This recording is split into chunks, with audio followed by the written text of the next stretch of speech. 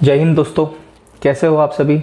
आज मैं परसेंटेज का अगला पार्ट लेकर आया हूँ। इस पार्ट में मैं आपको आय और व्यय पे बेस्ड क्वेश्चन करवाऊंगा और कुछ क्वेश्चन इलेक्शन बेसिस पे भी करवाऊंगा, जो कि एग्ज़ाम में ये दोनों टाइप बहुत इंपॉर्टेंट है, जो कि पूछते हैं। तो आपको ये बात ध्यान रखना है और इस वीडियो को बहुत अच्छे से देखना है। इस वीडियो की PDF मैंने अपने व्हाट्सएप ग्रुप पे शेयर कर दी है। जिस किसी को भी व्हाट्सएप ग्रुप में शामिल होना है वह नीचे लिंक देकर रखी डिस्क्रिप्शन में, वहाँ से वो ज्वाइन हो सकता है। ठीक है, चलिए हम चलते हैं। देखिए, एक व्यक्ति अपनी आय का 60% खर्च करता है। किसका? आय का 60% खर्च करता है। यदि व्यक्ति की आय 15% बढ़ती है तथा व्यय 15% बढ़ता है तो बचत में प्रतिशत परिवर्तन ज्ञात करिए। अब जो मैं आपको बताना चाह रहा हूँ, आपको वो बातें ध्यान रखना है। ठीक है, देखिए उसने क्या पूछा है? प्रतिशत परिवर्तन पूछा है, मतलब उसने कंपेरेटिव पूछा है, उसने रियल वैल्यू नहीं पूछी है। तो जब भी कंपेरेटिव की बात आती है तो हमें रियल नंबर से मतलब नहीं होता है। हम इजीली इस परसेंटेज के बेसिस पे हम इजीली ये वाला परसेंटेज भी निकाल सकते हैं। अब कैसे, ये मैं आपको सिखा रहा हूँ, है ना।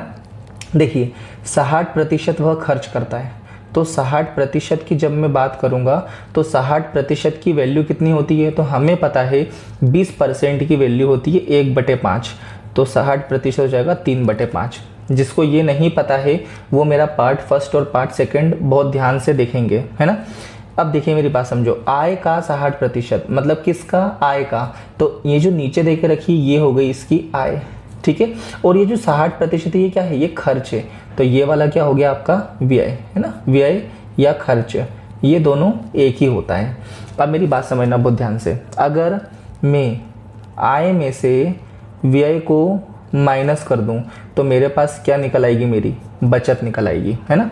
इस बात को आपको बहुत ध्यान से समझना है। अगर मैंने आय में से व्यय को माइनस करा तो क्या निकलेगा? बचत निकलेगी। तो मेरी बात समझो, अगर 5 रुपये मेरी आय है और 3 रुपये मैंने व्यय कर दिया तो मेरी बचत कितनी होगी? 2 रुपये होगी। तो अब मैं यहाँ मान लेता हूँ कि मेरी आय 5 रुपये है, 3 रुपये व्यय कर दिया तो मेरी बचत कितनी हो गई? 2 हो गई। यहाँ पर मैं लिख रहा हूँ ये आय, ये व्यय और यहाँ पर क्या हो गया? बचत। अब मेरी बात समझना, आय का 15% क्या होता है? बढ़ता है।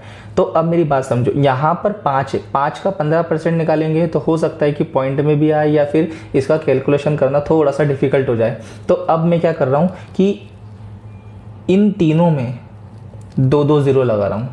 2 जीरो ही क्यों लगाए? क्योंकि ये इजीली क्या होगा? सॉल्व हो जाएगा। परसेंटेज का मतलब भी 100 होता है, इसीलिए हमने 2 जीरो लगाए। तो अब देखिए, आय 500 रुपये है, 500 का 15% निकालना है। तो देखो, जब मैं 500 का 15% निकालूंगा तो ये 2 जीरो से 2 जीरो क्या हो जाएंगे? कैंसिल। इसीलिए मैंने 2 जीरो लगाए थे, है ना। तो 15 × 5 करेंगे तो 15 पंजे 75, यानी कि 75 रुपये बढ़ जाएंगे, है ना। तो ये हो जाएगा 575। ऐसे ही हम इसकी बात करेंगे, ये भी कितना बढ़ रहा है? 15%। तो 2 जीरो से 2 जीरो कैंसिल, तो यहाँ पर आ जाएगा आपका 15 × 3, तो 15 तिया 45 रुपये क्या होता है? व्यय होता है। तो अब कितना हो जाएगा? 345 हो जाएगा। बहुत ध्यान समझना। तो अब अगर मेरी आय 545 है और 345 मैंने व्यय कर दिया तो मेरे पास बचा कितना? तो 5 में से 5 गया तो 0, फिर उसके बाद में 7 में से 5 गया तो 3 और 5 में से 3 गए तो 2। मतलब अब मेरी जो आय है कितनी हो गई? 230 रुपये को। देखो कितने की बढ़ोतरी हुई? 30 रुपये की बढ़ोतरी हुई। उसने ये तो पूछा है प्रतिशत परिवर्तन बताइए, तो किसका? बचत का। तो 30 रुपये की हुई, किसके कंपेयर में? 200 के कंपेयर में। मल्टीप्लाई बाय कितना हो जाएगा? 100 हो जाएगा। तो इससे ये कैंसिल, ये आपका आ गया 15%। तो 15% आपका बचत का आ गया। अब मेरी बात समझना, मैं आपको क्या समझाना चाह रहा हूँ। यहाँ देखो, इस जगह पर अगर मैं इसमें इसको प्लस करके न लिखूं, इसमें इसको प्लस करके न लिखूं और यहीं देखूं, देखो 75 रुपये आय बढ़ी है और 45 रुपये व्यय बढ़ा है। तो 75 में से 45 को मैं माइनस करूंगा तो मेरे पास अपना कितना जाएगा? 30 आ जाएगा। यहाँ इस 230 का कोई मतलब नहीं अपने को। हमको तो क्या करना है? जो भी परिवर्तन हुआ है उसका परसेंट निकालना है। तो परिवर्तन कितने का हुआ है? 30 का हुआ है। किसके कंपेयर में? 200 के कंपेयर में। तो 30/200 करा, ये आपका इजीली आंसर आ गया। ठीक है, इन चीज़ों को बहुत ध्यान समझना। तो देखो हमने करा क्या है, जितना भी परसेंट में खर्च हुआ था हमने उसके अकॉर्डिंग हमारी आय और व्यय निकाली। आय में से व्यय को माइनस करेंगे तो बचत आ जाएगा। अब यहाँ हमारा रेशो के फॉर्म में आ रहा था, अगर मैं इसका 15% निकालता तो पॉइंट में आंसर आता, इसीलिए मैंने यहाँ पर 2 0 तीनों में लगा दिए। अब यहाँ से आया 75, यहाँ से आया 45, इसका 15%, इसका भी 15%। अब मैं इसको प्लस नहीं करूँगा, मैं यहीं पर देखूंगा कि 75 रुपये उसकी आय बढ़ी है, 45 रुपये उसका व्यय बढ़ गया है, तो उसकी बचत अब कितने की होगी। तो 75 में से 45 गया तो 30 बचे, 30 रुपये की उसकी जो व्यय है, जो सेविंग है, सॉरी व्यय या सेविंग है, बचत है, वो बढ़ जाएगी। तो 30 रुपये का परिवर्तन आया ना, किसके कंपेयर में, 200 के कंपेयर में। 30 बटे 200 करा, अपना आंसर आ गया। ठीक है, बहुत ध्यान समझना। अब इसी बेसिस पे मैं आपको एक क्वेश्चन और करवाता हूँ। चलिए अब क्वेश्चन नंबर 2 करते हैं। देखिए, एक व्यक्ति अपनी आय का 75% खर्च करता है, तो मुझे पता है 75% कितना होता है, तो मुझे पता है 25% होता है 1/4। अब 25 का 3 गुना होता है, तो यहाँ पर भी 3 आ जाएगा, मतलब 3/4 हो जाएगा। और मुझे पता है देखो किसका है, ये आय का है, तो इसका मतलब ये क्या हो गई, आय हो गई। यानी कि अगर वो 4 रुपये कमाता है तो 4 का 25% क्या करता है, सॉरी 4 का 75% है ना, ये 75, 4 का 75% क्या करता है, खर्च करता है। तो 4 का 75% कितना होता है, 3 होता है, तो ये उसका खर्च हो गया। तो अब मैं लिख सकता हूँ ना, 4 रुपये उसने कमाए हैं, 3 रुपये खर्च कर दिए हैं, तो 1 रुपये उसकी सेविंग हो गई। अब हम यहाँ पर 2 0 लगा देते, क्यों, क्योंकि मैंने आपको बता चुका हूँ क्यों। ठीक है, चलिए अब देखते हैं। 400 रुपये उसकी आय है, 20% बढ़ती है, तो अब आप खुद बताइए 400 का 20% कितना होगा। तो 2 से 2 0 कैंसिल, तो 20 × 4 करेंगे तो 20 चौक कितना हो जाएगा, 80 रुपये, है ना, आय बढ़ जाएगी। ऐसे 300 का बनाना है मेरे को 10%, तो 300 का 10% अपने आप 30 आ जाएगा, मतलब उसकी 80 रुपये आय बची है, आय 80 रुपये उसकी आय हुई है, 30 रुपये उसने खर्चा कर दिया है, तो बचा कितना, 50% या 50 रुपये उसका। ठीक है, अब 100 पे जो भी कुछ बढ़ता है या जो भी घटता है वही परसेंट होता है, तो आपका आंसर 50% आ गया। ठीक है, या फिर आप इसको निकाल भी सकते हो कि 50 रुपये की किसके कंपेयर में, 100 के कंपेयर में। तो मुझे अगर इसका परसेंट निकालना है तो इससे ये कैंसिल, आपका आंसर 50% हो गया। ठीक है, आप कैसे भी कर सकते हो, आपका आंसर विदिन अ सेकेंड आएगा। तो इन चीज़ों का आपको ध्यान रखना है। ठीक है, चलिए हम चलते हैं अगले क्वेश्चन पे। चलिए अब देखिए, यहाँ पर अगर इसको हम पढ़ते हैं, एक व्यक्ति 8,550 रुपये उसकी आय है और इसमें से 5,700 रुपये क्या करता है, वो खर्च कर देता है। यदि आय और व्यय में 19% और 13% की वृद्धि हो तो आपको वही बताना है बचत में प्रतिशत परिवर्तन कितना हुआ। अब मेरी बात समझना, देखो इसके पहले उसने आपको ये नहीं दिया था, इसके पहले उसने आपको क्या दिया था, प्रतिशत दे दिया था, तो वो हमको करना ईजी रहा ना, सीधे हमने रेशो फाइंड करा और रेशो के बाद 2 0 लगाया और हमारा इजीली आंसर आ गया। बट अगर आपको ऐसा दे दिया है, तो अगर मैं अब 8,550 का 19% निकालूं, 5,700 का 13% निकालूं, तो वो थोड़ा सा लेंदी हो जाएगा। तो अब देखो कुछ नहीं करना है, ये आय है और यहाँ पर मैंने व्यय लिखा और यहाँ पर मैंने बचत लिखा। आप एक को एग्जाम में कुछ भी नहीं लिखना है, ये सब सोचना है। ठीक है, तो उसकी अगर आय 8,550 है, व्यय आपका 5,700 है। ठीक है, तो अब आपको बचत निकालना, तो अब इसमें से इसको माइनस मत करो, अब आप इसको रेशो में कन्वर्ट कर लो। तो देखो 1 0 से 1 0 कैंसिल हुआ, जब आप इसको कैंसिल करोगे तो ये 3 और 2 तक कैंसिल होगा। जैसे 5 और 5 10 और 8 18, 18 मतलब 3 के पहाड़े में आता है। ठीक है, उसके बाद 7 और 5 12, 12 भी 3 के पहाड़े में आता है, तो ये 3 से कैंसिल होगा। इसके बाद और किसी टेबल से कैंसिल होगा, तो ये आप लोग करिएगा। ठीक है, कैंसिल करना, मैं आपको सीधे बता रहा हूँ कि इसका आखिरी रेशो कितना होगा, 3:2, मतलब 3 रुपये आय है तो 2 रुपये खर्चा करके 1 रुपये बचत करेगा। तो बस हमने लगाया था सीधे 2 0। ठीक है, अब इसके बाद आय का कितना परसेंट, 19%, तो हमें पता है 19 दिया कितना, 57, तो 57 रुपये का हो जाएगा। और अब इसका कितना परसेंट, 13%, तो 13 दूना कितना हो जाएगा, 26। अब 57 में से हम 26 को माइनस करेंगे, तो 7 में से 6 गए तो कितना बचा, 1, और 5 में से 2 गए तो कितना बचा, 3। और 100 पे जो भी वृद्धि होती है या कमी होती है वही प्रतिशत होता है, तो आपका आंसर आ गया 31%।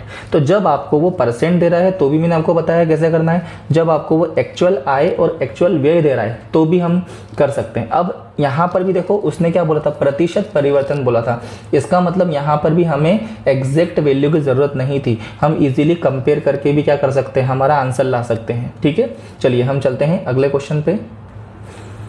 एक व्यक्ति की आय 13,500 है और उसका व्यय कितना है, 9,000 है। क्या मैं इसको रेशो में चेंज कर सकता हूँ? बिल्कुल, क्यों, क्योंकि उसने यहाँ पर भी ये प्रतिशत परिवर्तन ही पूछा है। तो 2 जीरो कैंसिल।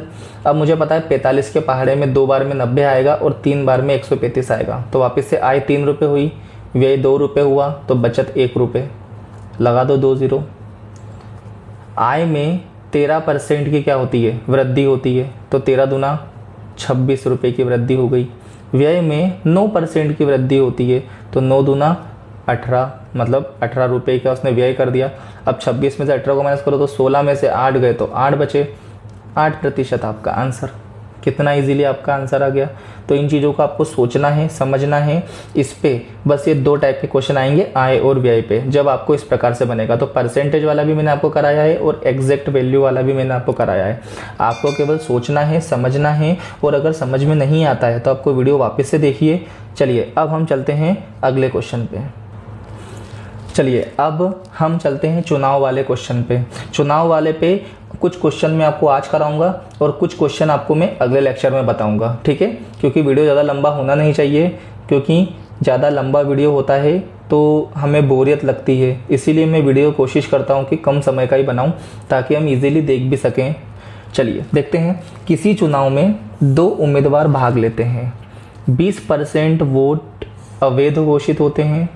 जीतने वाला प्रत्याशी वैध मतों का 70% प्राप्त करता है तथा 9,600 वोटों से जीत जाता है।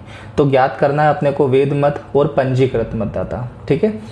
मतलब टोटल कितने मतदाता थे और उसमें से वैध मत कितने लगे। अब देखिए, इसको करने की मैं आपको 2 मेथड बताऊंगा। ये दोनों मेथड में से आप कोई सी मेथड अप्लाई कर सकते हो, आपका आंसर बहुत जल्दी आएगा। पर मैं प्रीफर आपको क्या करूंगा, जो सेकंड वाली मेथड रहेगी ना, आप उससे करिए तो आपका आंसर बहुत जल्दी आएगा, ठीक है। चलिए हम दोनों सीखते हैं। सबसे पहले मैं यहाँ देख रहा हूँ, है ना। तो अब अगर मैंने ऐसा मान लिया कि जो कुल पंजीकृत मतदाता है, इसको मान लिया मैंने 100 यूनिट, है ना। 100% नहीं माना है ना, 100 यूनिट माना है। अब उसने ये बोला है कि जो कुल मतदाता है, जितने भी मतदाता हैं, उसमें से 20% वोट क्या हो जाते हैं, अवैध हो जाते हैं, है ना। ये यूनिट है। 20% अवैध हो जाते हैं, मतलब कुल अगर 100 मत पड़े हैं तो 100 का 20% मत अवैध हो जाएंगे। तो 100 का 20 कितना होगा, 20 होगा। 100 में से 20 का तो कितना बचा, 80। मतलब 80 यूनिट क्या हो गए, वोट वैध हो गए। 20% अवैध हुए तो 80% क्या हुए, वैध हुए। और 100 का 80% कितना होता है, 80 होता है। तो यहां पर ये वैध मत हो गए, है ना। अब उसने बोला है कि वैध मत जो भी आते हैं उसका 70% क्या करता है, जीतने वाला करता है। तो 70% अगर जीतने वाला करेगा तो 30% क्या हो जाएगा, हारने वाला करेगा, ठीक है। इसका मतलब अगर इन दोनों का डिफरेंस हम देखें तो कितना हुआ, 40%। इसका मतलब क्या हुआ कि जो जीत रहा है वो हारने वाले से 40% ज़्यादा लेकर आ रहा है, ठीक है। तो ये जो 40% है किसका है, 80 का है। तो 80 का 40%, जब 20% 1/5 होता है तो ये 2/5 हुआ, है ना। तो अब ये जो 80 का 2/5 है कितना हुआ, तो इसको देखते हैं अपन। तो यहाँ पर हो जाएगा 5 से 5 एकम 5, 6 7 8 16, 16 दूना 32, मतलब 32 यूनिट से क्या हो चुका है, ये जीत चुका है। देखो मैं फिर से बता रहा हूँ। सबसे पहले कुल पंजीकृत मतदाता हमने माने 100 यूनिट। 100 यूनिट में से 20% क्या हो गए, वोट अवैध हो गए। तो 100 यूनिट का 20% निकाला तो 20 यूनिट आई। 20 यूनिट अगर अवैध है तो वैध मत कितने हैं, 80 यूनिट। अब ये जो वैध मत है इसका 70% तो जीता है, 30% क्या हुआ है, हारा है। तो अगर मैं आपसे ये पूछूं कि हारने वाला जीतने वाले से कितने % कम में हारा है, तो आप बोलोगे 40% कम में हारा है। या फिर जीतने वाला हारने वाले से कितने % ज़्यादा लेकर आया है, तो 40% वोट ज़्यादा लेकर आया है ना। बहुत ध्यान समझना। तो अब मैंने टोटल वैध मत का 40% निकाला। तो टोटल वैध मत का 40% होता है 32 यूनिट। मतलब ये क्या हुआ है, 32 यूनिट से जीत गया है। और क्वेश्चन में बोल के रखा है कि ये 32 यूनिट ही नहीं, कितना है 9600 वोटों से जीता है। तो 32 यूनिट बराबर कितना हो गया 9600 वोट हो गया। तो यहाँ से मैं 1 यूनिट की वैल्यू निकाल सकता हूँ। तो अब आप बोलोगे हाँ बिल्कुल निकाल सकते हैं। तो 1 यूनिट की वैल्यू कितनी होगी, तो 32 के पहाड़ में 3 बार में आएगा, 32 एकम 32, 32 तिया 96, मतलब 300 यूनिट। 1 यूनिट की वैल्यू आएगी 300 वोट। और हमने क्या बोला था 100 यूनिट, तो 100 यूनिट की वैल्यू कितनी हो गई 30,000 वोट। तो कुल पंजीकृत मतदाता कितने हो गए 30,000। आपको समझ में आ रहा होगा, ये आपकी पहली वाली है, ठीक है। अब मैं आपको एडवाइस करूंगा कि आप ये सेकंड वाली करें। क्यों, क्योंकि मैं आपको वो चीज़ भी बताऊंगा कि कैसे हम इसको कर सकते हैं जल्दी, है ना। बस आपको थोड़ा सा ध्यान देना है मेरी सेकंड वाली को, समझने वाली मेथड है, क्योंकि जो चीज़ समझने वाली होती है वो जल्दी होती है, ठीक है। वो जो रटने वाला होता है वो कभी जल्दी नहीं होता है। तो यहाँ पर आपको ये समझ में आ रहा होगा, अगर नहीं आया तो एक बार और देखना, है ना। चलिए हम मान लेते हैं कि कुल पंजीकृत मतदाता X है ना। तो अब उसने क्या बोला है कि जो भी कुल पंजीकृत मतदाता है उसमें से 20% वोट क्या हो गए अवैध हो गए। तो मुझे पता है 20% मतलब 1/5 होता है। इसका मतलब 5 वोट में से 1 वोट क्या हो गया है अवैध हो गया है। तो 5 में से अगर 1 वोट अवैध हुआ है तो वेद कितना हुआ है 4 हुआ है। तो बस ये 4/5 क्या है वेद मत है ना। इसके बाद में उसने बोला है कि जो वेद मत है इसका 70% जो भी है वो जीतने वाला करता है। बहुत ध्यान समझना। तो अगर 70% जीतने वाला है तो 30% क्या होगा हारने वाला होगा। और इन दोनों का अंतर कितना होगा 40% होगा। तो 40% से क्या हो चुका है ये जीत चुका है।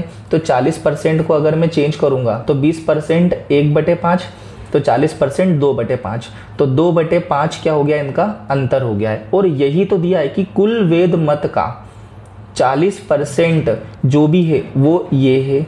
तो ये इसके बराबर हो गया, ठीक है। ये चीज अगर आपको आ गई करना तो एक लाइन में आपका आंसर आएगा। मैं फिर से आपको बता रहा हूँ, बहुत ध्यान से समझिएगा। देखिए टोटल मतदाता कितने अपने X है। अब इस X का 20% तो अवैध हो गए, तो बचे कितना 80%। तो 80% 4/5 होता है ना। आप ऐसे भी कर सकते हो। या फिर अगर मैं बोलूँ 20% कितना होता है 1/5। तो 5 में से 1 वोट अवैध हो गया है। तो वेद कितने हुए 4 वोट, तो 4/5। अब ये जो अपनी वैल्यू आएगी ये वेद मत है। अब वेद मत का 40% से वो जीता है। कैसे निकाला अपन ने, तो देखो 70% तो जीत गया है, तो स्वाभाविक सी बात है हारने वाला 30% होगा। तो वो कितने परसेंट से जीता है 40% से जीता है। तो ये तो 40 अपने निकाला है, तो 40% अब आ गया। तो ये जो आया है टोटल का 40% वोट कितने हैं 9600 है। अब अगर मैं इसको कैंसिल करूं तो यहाँ पर 4 दूना कितने हुए 8 हुए। बहुत ध्यान समझना है ना। या फिर आप सीधे इसको कैंसिल भी कर सकते हो, 4 से करते हैं तो 4 दूना 8, 4 चौक 16, 00, 2 से करते हैं तो ये 12 आ गया, ठीक है। 5 25, 25 × 12 करेंगे तो कितना आ जाएगा 30,000, है ना। तो देखो आपकी वैल्यू आ गई 30,000। आप दोनों में से किसी भी वैल्यू से कर सकते हो, बट मेरी एडवाइस रहेगी आप इससे करो, क्योंकि इससे आपका आंसर बहुत जल्दी आएगा, आपकी कैलकुलेशन भी बहुत कम होगी, है ना। चलिए अगर इस वाले में समझ में नहीं भी आया है तो अगले वाले क्वेश्चन में आपको मैं दोनों मेथड से करके बताऊंगा, जिससे आपको समझ में आएगा, है ना। चलिए हम चलते हैं अगले क्वेश्चन पे। चलिए इसको भी मैं आपको दोनों मेथड से करके बताऊंगा, है ना। सबसे पहले किसी चुनाव में 2 उम्मीदवार हैं, 20% ने वोट नहीं डाले। तो अब सबसे पहले हमने बोला ये कुल मतदाता है, हमने मान लिया कितने यूनिट है 100 यूनिट है। 20% ने वोट नहीं डाले, तो 100 के 20% कितना हुआ 20 हुआ। मतलब 100 में से 20 लोगों ने वोट नहीं डाले, तो कितने लोग डालेंगे 80 यूनिट ने क्या होंगे वोट डाले, है ना। अब उसने बोला है जितने ने भी वोट डाले हैं उसमें से 12.5% वोट क्या हो गए अघोषित हो गए, ठीक है, या अवैध हो गए। तो अगर मैं आपसे बोलूं 12.5% वोट अगर अवैध हुए हैं तो वेद कितने हुए हैं। तो अब मैं 12.5% को फ्रैक्शन में चेंज करूंगा, 1/8 आएगा। तो 80 का 1/8 तो कितना हुआ 10। मतलब 80 में से 10 वोट क्या हो गए अवैध हो गए। तो 80 में से 10 अवैध हुए हैं, तो वेद कितने हुए हैं 70 यूनिट। तो तो ये आपका वेद आ गया, है ना। 12.5% 1/8 होता है, और 1/8 80 का 1/8 करेंगे तो ये 10 हो जाएगा। मतलब 10 वोट क्या हो गए, अवैध हो गए। तो 10 अगर अवैध हुए हैं तो वेद कितने हुए हैं, 70 हुए हैं। अब इसने बोला जो वेद मत है उसका 60% व्यक्ति जो लाया है वो जीत गया है, तो स्वाभाविक सी बात है 40% वाला क्या होगा, हार गया होगा। तो ये जो जीतने वाला है कितने परसेंट वोट से जीता है, 20% वोट से जीता है। तो 70 का 20% निकालेंगे ना अपन, तो 70 का 20% मतलब 1/5। तो अपन इसको निकालते हैं, तो 5 एकम 5, इधर आया 2, 5 चौक 20, मतलब 14 यूनिट। 14 यूनिट से क्या हो गया, ये जीत गया है। और क्वेश्चन में 14 यूनिट की वैल्यू तो दी उसने, कितने वोट से जीता है, 5600 वोट से जीता है। तो अब आप बताओ 1 यूनिट की वैल्यू कितनी हो जाएगी, 400। जब 1 यूनिट की वैल्यू 400 है तो 100 यूनिट की वैल्यू कितनी हो जाएगी, 40,000।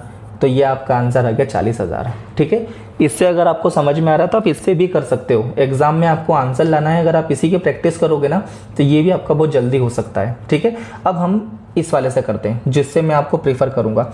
तो हमने मान लिया कि कुल कितने हैं, x है ना। अब देखो उसने बोला 20% मत क्या हो गए, मतलब 20% ने नहीं डाला है, तो 20% होता है 1/5, मतलब 5 में से 1 ने वोट नहीं डाला है, तो कितने डाला होगा, 4/5 ने डाला होगा। ये तो यहाँ तक हो गया। अब आगे पढ़ते हैं, 12.5% वोट अवैध हो गए।